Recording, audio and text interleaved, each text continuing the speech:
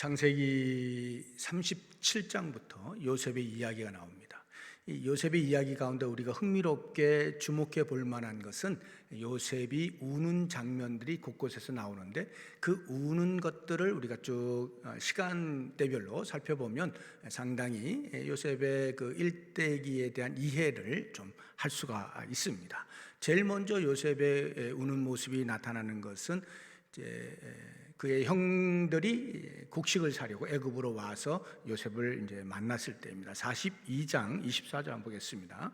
요셉이 그들을 떠나가서 울고 다시 돌아와서 그들과 말하다가 그들 중에서 시몬을 끌어내어 그들의 눈앞에서 결박하고, 이 이야기는 이제 그 형제들을 만난 이후에 그 베냐민을 오게 하기 위한 방편으로 이제 시므온을 이제 결박을 하려고 하는데, 그 직전에 이 형제들이 자기들끼리 이제 야, 우리가 이게 요셉에게 잘못해가지고 이런 일을 당한다라고 하는 과거를 회상하는 그 말을 이제 요셉은 못 알아들을 줄 알고 형제들이 서로 이야기했는데, 요셉이 그 말을 듣고 이제 감정이 북받쳐서 따로 조용한 데 가서 이제 울었다 하는 이제 그런 이야기입니다.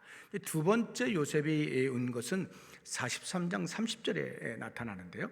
요셉이 아우를 사랑하는 마음이 복받쳐 급히 울 곳을 찾아 안방으로 들어가서 울고, 이것은 이제 갔다가 다시 곡식이 떨어져 두 번째 방문을 했을 때, 그때 그 베냐민이 함께 옵니다. 그러면서 그 베냐민과 함께 온 형제들을 자기 집으로 요셉이 이제 초청을 해서 점심을 같이 하려고 하는 이제 그 장면입니다.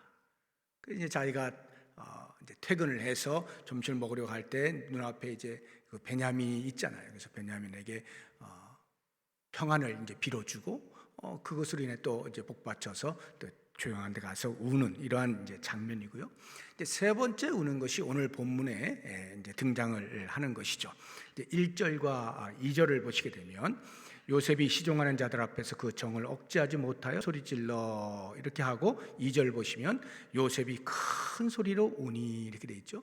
그래서 이거는 이제 또 이제 그 베냐민을 자기 옆에 두려고 요셉이 좀 수를 써서 형제들을 이제 속여서 이렇게 도둑으로 몰아 이렇게 하는 그 장면에서 이제 유다가 베냐민을 두고 갈 수 없다 하면서 그간에 있었던 모든 그 집안의 이야기들을 요셉 앞에 쭉 풀어내는 것이 이제 44장에 쭉 나오거든요. 그걸 다 듣고 나서 요셉이 이제 정에 복받쳐서 이렇게 이제 우는 이러한 이제 장면이고요. 네 번째를 보면 오늘 본문에 역시 나오는데 14절과 15절을 보시게 되면 자기 아우 베냐민의 목을 안고 우니 베냐민도 요셉의 목을 안고 우니라. 요셉이 또 형들과 입맞추며 안고 우니 형들이 그제서야 요셉과 말하니라 해서 이제 자기를 이제 드러내요. 요셉이 나 요셉입니다. 이렇게 하면서 이제 아버지 안녕하시냐고, 아버지 이제 다 오게 해주세요. 빨리 내려가서 아버지와 그 식구들 소유 모든 걸 다 이제 오시면 고센 땅에 마련을 해놓을 테니까 그곳에서 이제 편히 쉬십시오. 이렇게 이야기를 하면서 이제 드디어 허리띠를 풀고 우는 거예요. 이제 서로 이제 알았잖아요. 서로 알고 이제 지금까지는 요셉이 혼자 울었는데 여기에서는 형제들과 함께 우는 거죠. 베냐민을 붙잡고 울고 형제들을 붙잡고 꺼이 하면서 이렇게 이제 그간의 모든 감정을 털어내는 이런 장면을 우리가 볼 수가 있습니다. 자, 이런 요셉의 우는 모습을 보면서 과연 그 형들에 대한 요셉의 감정이 어땠을 것인가 하는 것을 우리가 좀 유추를 해보면 좋을 것 같아요. 사실 그가 20여 년 전에 17세의 나이에 형제들에게 평안을 묻기 위하여 아버지의 심부름으로 갔다가 졸지에 생각지도 못하게 그 형제들로부터 버림을 받는, 정말 원한이 가득 맺힐 수밖에 없는 그런 신세가 되어버리잖아요. 우리가 그때를 생각을 해보면 만약에 우리가 어떤 지하철을 타거나 버스를 타고 가다가 지갑을 도둑 맞았다라고 가정을 해보면 얼마나 기분이 나쁩니까? 누군지도 모르지만 아무튼 그 훔쳐간 욕을 하잖아요. 어떻게 이럴 수가 있어 하고 막 기분 나빠가지고 막 그런단 말이죠. 그런데 만약에 아는 사람, 그것도 아주 친한 사람으로부터 사기를 맞았다고 한번 가정을 해보세요. 그럼 어떨까요? 모르는 사람에게 도둑 맞은 건 아무것도 아니죠. 그 기분 나쁜 것하고는 아무것도 아니에요. 상대적 실망감과 배신감, 이런 것들로 인해서 그 분노를 주체할 수가 없을 거예요. 어떻게 네가 나에게 라고 하는 이러한 감정이 있을 거 아니에요. 그러면 요셉을 한번 생각해 보세요. 요셉은 자기 형들에게 처음엔 죽을 뻔했죠. 그것도 겨우겨우 르벤이 말려가지고 말이죠, 유다에 의해서 이렇게 팔리는 것으로 결정이 되잖아요. 그러니 그때 당시에 요셉을 생각해 보면 이 형들은 가까이 하기엔 너무 먼 당신들이죠. 도저히 같이 하고 싶지 않은 그러한 사람들인 것입니다. 그러니 그렇게 출발되어진 그 17세의 나이로부터 이제 보디발의 집에 팔려서 또 거기에서 그 여자 주인으로 인하여서 또 음모에 의해 감옥에 갇히고 하는 등등 모든 시절들, 거의 13년여 시절이 흐르기까지 그 20여 년 동안의 이 형들을 만나는 때까지는 한 20여 년이 흘러가는데요. 그 기간 동안에 축적되어진 요셉의 감정들을 한번 생각해 보세요. 온갖 감정들, 물론 분노와 이런 것도 있지만 또 한편으로는 그리움도 있을 거예요. 이런 것들이 교차하면서 온갖 감정들이 쏟아져 나오는 거 아닙니까? 본물처럼 이렇게 쏟아져 나오는 그런 눈물, 그것이 지금 2절 아니에요. 그 2절 보시면 요셉이 큰 소리로 우는데 그 소리가 애굽 사람에게 들리며 바로의 궁중에까지 들릴 만큼 큰 소리로 울었다는 말은 그만큼 요셉의 감정을 그대로 표현하고 있는 말인 거죠. 그렇게 감정적으로 격하여 있다라고 하는 것입니다. 그런데 오늘 우리가 생각해 보려고 하는 것은 이 요셉의 흘리는 눈물이 얼마나 가치 있는 눈물이냐, 이 부분을 한번 생각을 해 보려고 하는 거예요. 왜냐하면 모든 것을 용납하고 모든 것을 용서하는 눈물이기 때문에 그 눈물의 가치는 무엇을 비교할 수가 없는 거예요. 4절을 한번 보시기 바랍니다. 요셉이 형들에게 이르되 내게로 가까이 오소서, 내게로 가까이 오소서. 지금까지 우리가 요셉의 감정을 추적한 바에 의하면 요셉과 그 형들과의 간격은요, 글쎄요, 여기에서 부산까지 거리가 될까요? 아니, 그보다 더 하겠죠. 아마 한국에서 미국까지 거리? 도저히 좁힐 수 없는 어마어마한 간격이 생겨버린 그것을 이 한순간에 내게로 가까이 오소서, 일거의 그 간격을 좁혀버리는, 없애버리는 그러한 선언 아닙니까? 처절한 복수를 해도 부족해 보이는 그 자리가 세상에서 가장 아름다운 만남, 가장 고귀한 만남으로 바뀌게 되어지는 거죠. 용서라고 하는 열매를 맺는 만남의 자리로 바뀌게 되는 것입니다. 저는 이 장면을 보면서 어떻게 요셉의 마음에 형들을 용서할 수 있게 되었을까, 이 부분에 대해서 묵상을 하는 가운데 한 2가지 정도를 이제 제가 생각을 해보게 되었는데, 그 첫 번째가 인간에게 있는 능력을 최대한 발휘했다는 것인데요. 어떤 말이냐면 외부에서 자극이 오면 그것에 대해서 반응을 하지 않습니까? 외부에서 자극이 오면 반응을 하게 되어 있는데 자극과 반응 사이에 공간이 있다 이 말이에요. 그 공간을 잘 활용한 거예요. 다시 말하면 자극을 주었을 때 그 자극에 곧바로 대응하는 것이 아니라 그 공간을 활용해서 내가 어떤 반응을 할 것인가에 대하여 선택할 자유를 누린 것입니다. 이것이 요셉으로 하여금 그 형들의 죄에 대하여 용서할 수 있게 만든 것이다 하는 거예요. 생각해 보세요. 우리가 생각해도 말이죠, 요셉이 그 자리에서 형들을 바로 징치하였다 할지라도 조금도 이상하지 않습니다. 왜냐하면 요셉은 상상치도 못한 일을 형들로부터 당했거든요. 그 당시에 형들의 힘에 비하면 요셉은 아무것도 아니잖아요. 혼자서 뭘 어떻게 하겠어요? 형들이 누르는 대로 그냥 눌릴 수밖에 없는 상황이잖아요. 그런데 지금은 어떻습니까? 완전히 바뀌었죠. 요셉이 고향이잖아요. 형들이 쥐예요. 얼마든지 그때 당했던 그 수모와 그 서름을 갚아주어도 아무도 뭐라 하지 않을 정당한 반응입니다. 그런데 요셉은 그렇게 즉각적 반응을 자제하죠. 그리고 과연 내가 어떻게 해야 할까에 대한 생각할 시간을 갖는 것을 볼 수가 있어요. 42장 7절 한번 보십시오.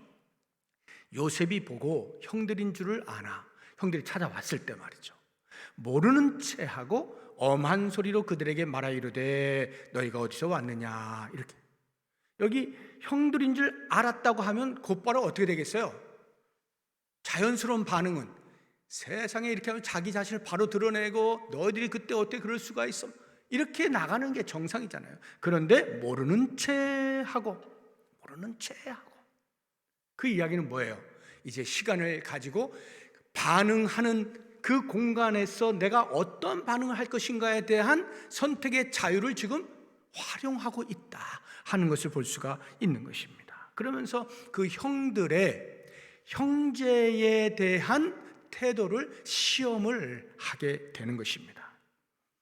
그러면 요셉이 갖는 그 시간 속에서 형들은 과연 어떻게 했을까? 일어난 사건들을 추적해 보면 이러한 일들이 일어나죠. 무엇보다 먼저 요셉을 팔았던 과거에 거의 20년 전 일인데도 불구하고 그것을 떠올리면서 회개하는 모습을 볼 수가 있어요. 42장 21절 보겠습니다. 그들이 서로 말하되 우리가 아우의 일로 말미암아 범죄하였도다. 그가 우리에게 애걸할 때에 그 마음의 괴로움을 보고도 듣지 아니하였으므로 이 괴로움이 우리에게 임하도다. 지금 우리가, 이 형제들은 지금 억울하게 요셉에게 붙잡혀 온 거거든요. 도둑질 하지 않았는데 요셉의 음모로 인하여서 도둑으로 몰려가지고 붙잡혀 온 거란 말이에요. 그런 자기들의 처지를 생각하면서 그 당시에 20여 년 전에 우리 동생에게 했던 그것이 그대로 죄의 대가로 이렇게 우리가 당하는구나 라고 하면서 자기들의 잘못을 돌아보고 회개하는 이런 일이 일어나게 되죠. 그리고는 시몬을 이제 머물러 두고 형제들을 다 보내잖아요. 다 보내는데 가서 아버지에게 이야기하죠. 베냐민을 데리고 와야 시몬을 풀어준답니다. 이렇게 하니까 아버지가 노합니다. 내가 요셉을 잃었는데 베냐민마저 잃을 수는 없다. 내가 사랑하는 아내의 아들 둘밖에 없는데 하나가 벌써 없어졌는데 나머지 하나 그나마 내 삶의 유일한 끈인데 그것마저 놓치면 나는 수월에 간다. 지옥에 가는 거야. 못 보내. 이래가지고 못 갑니다. 시몬이 그대로 억류돼 있어요. 그런데 그만 곡식이 떨어지잖아요. 그 상황 속에서 루벤이 자기의 아들들을 담보로 만약에 베냐민을 못 데리고 오면 제 아들들을 그것에 대한 대가로 치르겠습니다. 이렇게 이야기하는 것을 볼 수가 있어요. 우리 42장 37절 보겠습니다. 루벤이 그의 아버지에게 말하 이르되 내가 그를 아버지께로 데리고 오지 아니하거든 내 두 아들을 죽이소서 그를 내 손에 맡기소서 내가 그를 아버지께로 데리고 돌아오리이다. 이렇게 한단 말이죠. 시몬을 생각하면서 시몬을 꼭 데리고 와야 되겠단 말이죠. 근데 베냐민을 안 보내니까, 베냐민과 함께 가지 않으면 요셉 앞에 설 수가 없는 것을 너무나 잘 아니까 엄하게 말했거든요.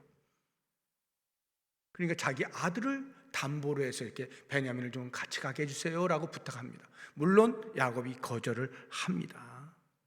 그리고는 이제 곡식이 떨어져서 할 수 없이 야곱이 야 곡식 좀 더 사가지고 와 이렇게 하는데 유다가 이야기하는 거예요. 베냐민이 함께 가지 않으면 우리가 못 갑니다. 그래서 설득하는데 어떻게 설득하느냐? 이번에는 유다가 아들 이야기를 하는 게 아니라 자기 자신을 이야기해요. 내가 책임지겠습니다. 나를 담보로 하소서. 내가 베냐민을 데리고 오지 못하면 내가 아버지께 죄를 짓는 것이 되겠습니다. 이렇게 하는 모습을 볼 수가 있어요. 43장 9절 한번 보겠습니다. 내가 그를 위하여 담보가 되오리니 아버지께서 내 손에서 그를 찾으소서. 내가 만일 그를 아버지께 데려다가 아버지 앞에 두지 아니하면 내가 영원히 죄를 지리이다 하고, 이 유다가 시몬을 생각하면서 또 베냐민을 생각하면서 아버지를 생각하면서 형제를 발휘하고 있는 모습을 볼 수가 있습니다. 과거 요셉을 팔 때 유다가 그 제안을 하거든요. 그런 것에 비하면 유다가 지금 얼마만큼 변화되었는지를 잘 알 수가 있죠. 이 형제들은 요셉이 어떻게 반응할까에 대한 그 선택의 자유를 활용하고 있는 사이에 형제들이 이렇게 회개하고 형제를 발휘하고 있는 모습을 볼 수 있어요. 거기에다가 베냐민이 이제 오죠. 같이 와가지고 이제 이렇게 정을 나누고 한 다음에 다시 이제 보내는데 말이죠. 거기다가 또 은잔을 집어넣어가지고 베냐민을 요셉이 자기 옆에 두려고 합니다. 이때 유다가 또 나서죠. 절대로 그렇게 할 수 없습니다. 베냐민 대신 저를 붙잡으십시오. 베냐민이 가지 않으면 제 아버지 죽습니다. 하고는 그간의 모든 이야기들을 쫙 이렇게 나누는 거예요. 그것이 44장 33절에 나옵니다. 이제 주의 종으로 그 아이를 대신하여 머물러 있어 내 주의 종이 되게 하시고 그 아이는 그의 형제들과 함께 올려 보내소서. 이런 걸 보면 얼마만큼 이 요셉의 형들이 형제애로 똘똘 뭉쳐 있는지를 잘 볼 수가 있는 거예요. 요셉이 그 선택의 자유를 누릴 때, 활용할 때, 그 선택의 힘을 발휘하게 되어질 때 이런 일들이 일어나게 되었다 하는 것입니다. 결국 이러한 형들을 바라보면서 요셉의 마음에는 무엇을 선택합니까? 복수가 아니라 용서를 선택하게 되는 거죠. 자극과 반응 사이에 인간이 할 수 있는 선택의 자유를 요셉이 바르게 활용함으로써 이렇게 선한 결과를 맺게 되었다 하는 것입니다. 그래서 우리는 이 말씀을 묵상하면서 이 자극과 반응 사이의 이 공간은요, 인간만이 활용할 수 있어요. 동물은 절대 못합니다. 개를 한번 보세요. 개가 이렇게 개들 간에 이제 눈싸움을 해가지고 월월 짖잖아요. 그러면 어떻게 해요? 상대 개는 그것을 더 이기기 위해서 큰 소리를 하든지 아니면 완전히 꼬리를 내려서 깽깽깽깽 거리든지 둘 중에 하나예요. 그냥 즉각적인 반응을 할 수밖에 없어요. 본능적 반응을 해요. 거기서 뭐 생각을 하고 이렇게 선택할까 저렇게 선택할까 그런 게 없어요. 본능적 반응밖에 못하는 거예요. 그런데 인간은요, 생각할 능력이 있다니까요.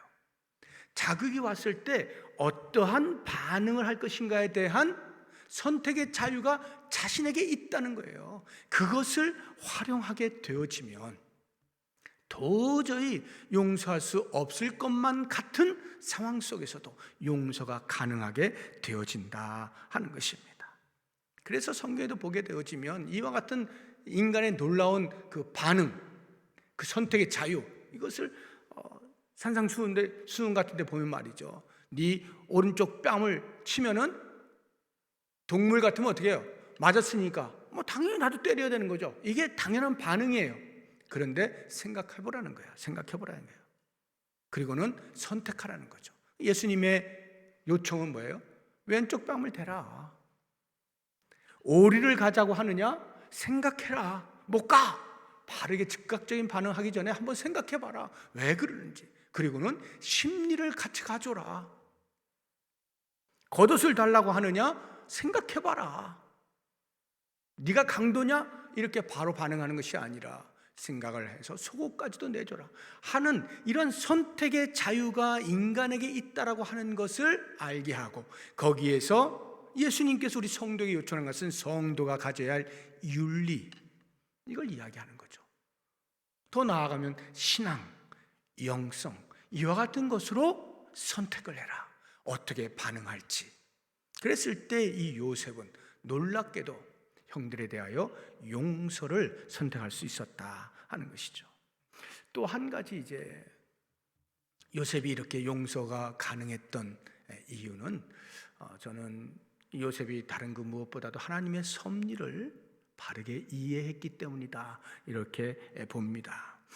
우리는 이제 이렇게 보면 제가 지금까지 설명을 드린 것처럼 그 자극과 반응 사이의 공간을 요셉이 잘 활용을 해서 형들의 회개를 이끌어내고 형제애를 새롭게 형성하는 기회가 제공되어졌죠. 그것으로 인하여서 요셉이 용서할 수 있게 된 것처럼 보입니다. 물론 이거 당연히 맞는 이야기예요. 그러나 그것은 근본적인 이유는 아닙니다. 나타나는 현상이고요, 표면적인 것이지 근본적, 본질적인 이유는 하나님의 섭리에 대한 이해라고 하는 것입니다. 오늘 본문 한번 5절을 보시기 바랍니다. 같이 읽어볼까요? 당신들이 나를 이곳에 팔았다고 해서 근심하지 마소서, 한탄하지 마소서. 하나님이 생명을 구원하시려고 나를 당신들보다 먼저 보내셨나이다. 그냥 하는 말이 아니에요. 하나님의 섭리에 대한 선명한 이해가 있었기 때문에 이 말을 할 수가 있네요. 8절 한번 보시기 바랍니다. 8절 같이 한번 읽어볼까요? 그런즉 나를 이리로 보낸 이는 당신들이 아니요 하나님이시라. 하나님이 나를 바로에게 아버지로 삼으시고 그 온 집의 주로 삼으시며 애굽 온 땅의 통치자로 삼으셨나이다. 자기도 몰랐는데 돌아보니 이것이 이렇게 하시기 위한 하나님의 섭리였음에 대하여, 그 당시에는 왜 형들이 나를 파는지, 왜 내가 이런 억울한 일을 당해야 되는지, 왜 이렇게 비참한 인생이 되어야 하는지 도무지 알 수가 없었고, 바르게 산다고 사는데도 불구하고 풀리지 아니하고 계속해서 꼬이는 듯한 인생을 십수년 동안 살아오면서 알지 못하였는데, 지금 돌아보니 이것이 전부 하나님의 놀라운 섭리 속에서, 하나님의 계획 속에서 진행되어진 과정이라는 것을 알게 되었습니다. 이렇게 고백을 하는 것이죠. 우리가 어떤 관계에 있어서 상대방이 전적으로 잘못했다라고 했을 때, 그런데 그 상대방이 회개를 해요. 용서를 구해요. 그런다고 해서 모든 상황에 대해서 인간이 다 그 용서가 수용되지는 않습니다. 대부분은 수용하겠습니다만, 회개를 하고 하면, 용서를 구하고 하면 받아들이는 것이 보편적입니다만, 그러지 못할 때도 있어요. 그러지 못할 만큼 감정이 격해져 있는 상황도 없지 않습니다. 그렇지 않습니까? 우리의 경험상 그럴 수 있잖아요. 그런 일들이 있을 수 있다 이 말이에요. 저는 이 요셉을 보면 요셉이 처한 상황이 그러한 상황이 아닐까. 이거는 형들이 용서를 빈다고 해서 용서할 수 있을 만큼 간단한 문제가 아닌 것 같아요. 아무리 생각을 해보아도, 이리 재고 저리 재보아도 이건 복수를 해도 시원치 않을 그런 상황인 것 같거든요. 근데 어떻게 요셉이 용서할 수 있었을까? 이건 단순히 형들의 회개, 용서를 구함, 그것으로만은 설명이 다 되지 않는다. 그럼 뭘까? 이것이 바로 하나님의 섭리에 대한 요셉의 선명한 이해라고 하는 것입니다. 요셉이 잘못한 것이 있다라고 하면 굳이 잘못한 것이 있다면 꿈꾼 거예요. 꿈꾼 겁니다. 그리고 그거 이야기한 거예요. 굳이 잘못을 이야기한다면 그거 이야기한 거예요. 그러면서 형들로부터 이제 시기를 받기 시작하고, 그것이 아주 심해지게 되어지면서 결국에는 이러한 그 혹독한 시련의 시간들을 보내게 되지 않습니까? 그런데 놀랍게도 말이죠, 애굽에서 총리가 되어지고 이제 기근이 시작되어지면서 형제들이 찾아오게 되었을 때, 그래서 그 형들과 대면하게 되었을 때, 그때 요셉은 드디어 하나님의 섭리를 보게 되지 않습니까? 42장 다시 한번 보겠습니다. 8절 9절인데요. 요셉은 그의 형들을 알아보았으나 그들은 요셉을 알아보지 못하더라. 요셉이 그들에게 대하여 꾼 꿈을 생각하고, 이때 비로소 요셉이 그 과거에 자기가 꾸었던 그 꿈을 생각하는 거예요. 그러면서 형제들이 자기에게 절하던 그것을 생각해낸 거죠. 그들에게 이르되 너희는 정탐꾼들의 이 나라의 틈을 엿보려 왔는데, 이제 그때부터 이제 요셉이 작전을 짜기 시작하는데요. 이때가 되어서야 비로소 요셉이, 이야, 내가 그 당시에 꾸었던 그 꿈이 바로 이런 이야기들이었구나, 이런 것들이 성취되기 위하여 하나님께서 미리 보여주셨던 것이로구나 하는 것을 알게 되는 것입니다. 그러니까 애굽의 총리가 되기까지 자기 자신도 이해할 수 없었던 숱한 시련의 시간들과, 또 바로의 꿈 한 번 해석해 주었다라고 곧바로 총리가 되는 이 이해할 수 없는 이런 일들과, 이런 모든 것들이 다 하나님의 만지시는 손길, 섭리 가운데 진행되어 왔음에 대하여 분명하게 이해를 하게 된 것이죠. 그러면 말이죠, 이렇게 하나님의 섭리를 이해하게 되었을 때, 분명하게 이해하게 되었을 때, 대충이 아니고요, 그렇구나, 이건 하나님의 섭리였구나 하는 것에 대한 분명한 이해가 되었을 때 요셉이 과연 어떻게 형제들을 용서하고 있는가, 그것을 보시게 되면요, 오늘 본문에 나오지 않습니다. 그 뒤를 보시게 되면 놀라운 일이 일어나는 것을 볼 수 있어요. 야곱이 이제 가족들과 함께 다 이제 애굽으로 와요. 그래서 고센 땅에서 이제 살다가 때가 되어서 죽습니다. 야곱이 죽게 되었을 때 형들이 어떻게 반응하는지 아십니까? 벌벌 떱니다. 아버지 죽었다, 큰일 났다, 지금까지는 요셉이 아버지 때문에 아마 우리를 살려두었을 거야 하면서 이제 그때부터 긴장을 하기 시작하는데요. 한번 보겠습니다. 50장 15절 이하인데요. 요셉의 형제들이 그들의 아버지가 죽었음을 보고 말하되 요셉이 혹시 우리를 미워하여 우리가 그에게 행한 모든 악을 다 갚지는 아니할까 하고 요셉에게 말을 전하여 이르되, 요셉에게 전가를 보냅니다. 당신의 아버지가 돌아가시기 전에 명령하여 이르시기를 너희는 이같이 요셉에게 이르라. 내 형들이 내게 악을 행하였을지라도 이제 바라건대 그들의 허물과 죄를 용서하라 하셨나니 당신 아버지 하나님의 종들인 우리 죄를 이제 용서하소서. 요셉이 한마디 말 하지 않았어요. 근데 형들이 지레 겁을 먹은 거예요. 그만큼 그 흐르는 시간 동안에 이 형들은 요셉에게 행한 일로 인하여서 이 머릿속에서 그냥 꽉 차 있는 거예요. 죄책감으로 가득 차 있는 거예요. 그래서 요셉이 하나님의 섭리로 이렇게 되었다라고 말을 해 주었음에도 불구하고 야곱이 죽는 순간에 이제 아버지 죽었으니 우리는 요셉이 분명히 복수할 거야, 벌벌벌 떨고 있는 거예요. 그때 요셉이 어떻게 하는지 보십시오. 50장 17절 뒷부분을 보시게 되면 이렇게 나오죠. 요셉이 그들이 그에게 하는 말을 들을 때 어떻게 했다고요? 울었더라. 이 요셉의 울음이 한 번 더 여기 등장을 해요. 요셉이 웁니다. 왜 우느냐? 요셉의 마음을 형들이 아직도 모르는 거예요. 용서했다라고 하는 말, 하나님의 섭리로 이와 같은 일들이 일어났다라고 하는 이 말에 대하여 형들은 아직도 실감이 나지 아니하고 다 믿지 못하고 있는 거예요. 오직 요셉만이 확신하고 있는 거예요. 그러니까 그것을 깨닫지 못하는 형들을 바라볼 때 가슴이 찢어지는 거죠. 울 수밖에 없는 거예요. 그리고는 그 형들에게 대하여 이렇게 이야기를 합니다. 19절 이하인데요. 이제 명령을 받았으니 이렇게 하라. 이거 아닌데 50장 제가 50장인데요. 네, 죄송합니다. 50장 19절 좀 보여주실래요? 제가 읽어드리는 게 낫겠습니다. 제가 표시를 잘못해서 그런 것 같습니다. 50장 19절 제가 읽어드리겠습니다. 요셉이 그들에게 이르되 두려워하지 마소서, 내가 하나님을 대신하리이까. 당신들은 나를 해하려 하였으나 하나님은 그것을 선으로 바꾸사 오늘과 같이 많은 백성의 생명을 구원하게 하시려 하셨나니 당신들은 두려워하지 마소서, 내가 당신들과 당신들의 자녀를 기르리이다 하고 그들을 간곡한 말로 위로하였더라. 그냥 용서하는 게 아니라요, 당신뿐만 아니라 당신의 자녀들, 요셉으로 보면 이제 조카들이죠, 전부에 대하여 제가 책임을 지겠습니다. 이곳에서 잘 살 수 있도록 책임을 지겠습니다 하면서 간곡한 말로 그들을 위로하는 거예요.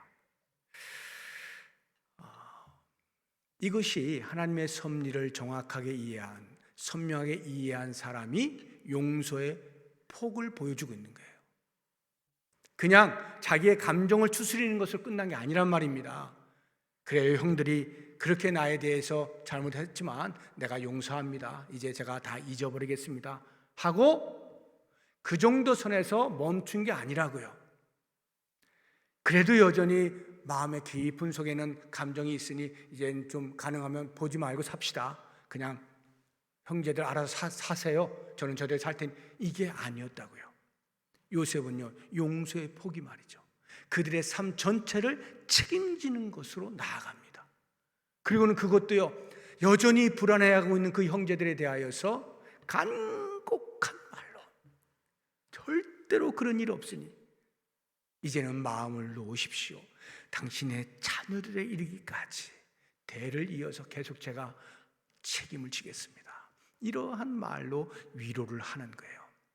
하나님의 섭리에 대한 분명한 이해가 없이는 도저히 여기까지 나아가기에는 아무리 생각해 보아도 쉽지가 않아 보입니다. 목사인 저도 이거 쉬워 보이지 않아요. 이렇게까지 자신의 감정을 완전히 바꿔낼 수 있는 것은 결코 쉽지 않은 거예요. 하나님의 섭리에 대해서 이해할 때만이 가능할 수 있는 거예요. 왜? 그 하나님의 섭리는 우리 인간이 거부할 수가 없는 거기 때문에.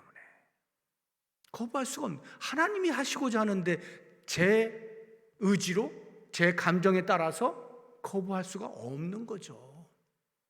적어도 신앙이라고 한다면 그거는 알잖아요. 요셉은 이 모든 되어진 일이 하나님의 섭리 가운데 되어졌다는 것을 분명하게 알게 된 거예요. 그래서 여기까지 이야기를 할 수가 있는 거죠. 오늘 저는 이 말씀들을 보면서 정리를 해보게 되어지면 두 가지 제가 말씀드리는데, 하나는 외부에서 자극이 올 때 즉각적인 반응이 아닌 그 사이에 선택할 자유를 활용해라 라고 하는 것입니다. 그렇게 되어지면 용서하지 못할 것도 용서가 가능하게 되어지고, 그보다 더 본질적으로 무엇보다도 내 삶에 개입하시는 하나님의 섭리에 대한 이해를 선명하게 하라 하는 거예요. 그렇게 되어지면 선으로 악을 이길 수 있는 힘이 생긴다. 우리 성도들이 이와 같은 삶을 살아내게 될 때에, 적게는 우리 가정 안에서, 조금 넓게는 우리 교회 공동체 안에서, 좀 더 넓게는 사회 공동체 안에서 피차에 원수로 살아갈 관계를 할지라도 회복될 수 있는 일들이 일어나게 되어지고, 과연 예수 믿는 사람답다라고 하는 이와 같은 성숙한 관계 회복들이 우리 안에서 일어나게 된다는 것 꼭 기억하시면서, 우리의 삶 가운데에서 어떤 공동체에 속해 있든지 그 속에서 내가 요셉과 같은 이러한 삶을 살아내기로 작정할 수 있는 귀한 시간 될 수 있기를 주의 이름으로 부탁드립니다. 기도하겠습니다.